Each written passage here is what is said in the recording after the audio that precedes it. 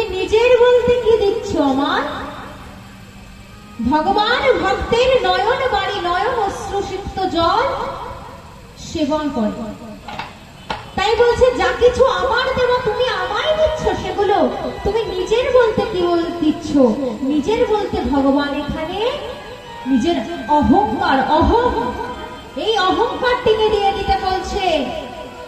যা কিছু আমার দেয়া তা আমায় দিয়ে কোনো লাভ নেই। তুমি নিজের বলতে যেটা অহংকার আছে, তুমি তোমার নিজেকে সমর্পণ করো আমার কাছে।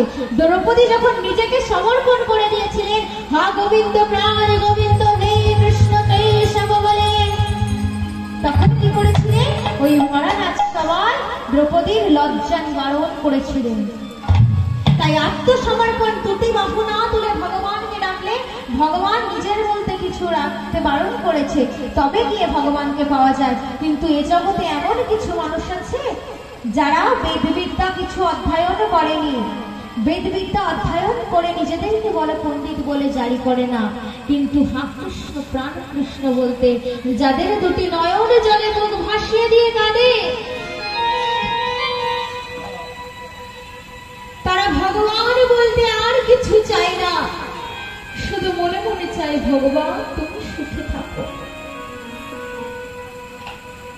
তাদেরকে কি বলে?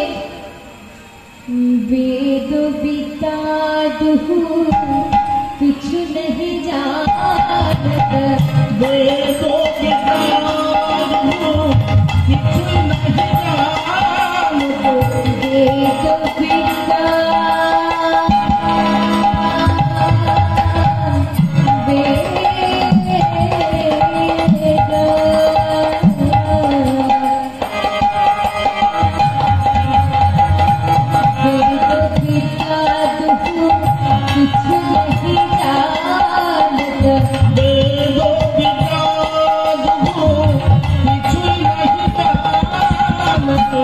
যদি গো